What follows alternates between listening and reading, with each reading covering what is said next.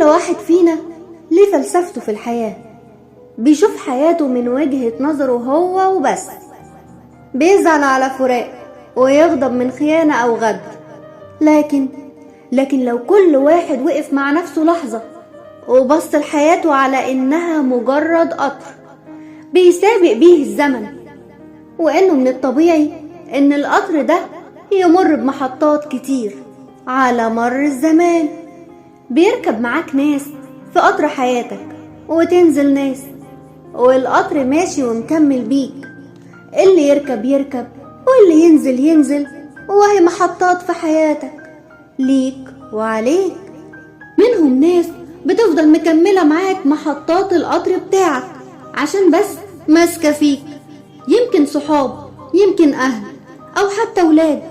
بس بجد لما تفكر شوية وتفهم هتعرف إنه هم دول اللي ليك. لكن اللي مل أو غدر أو باع وشاف قطر تاني وركب فيه، ده من الأساس ما كانش وافي ليك، لأنه ببساطة في أول محطة نزل وسابك للي منك واللي ليك. عشان كده ما ينفعش تزعل عليه، بالعكس تحمد ربنا إنه نزل في المحطة بتاعته دي، وتكمل رحلتك في القطر ده وانت نسيه.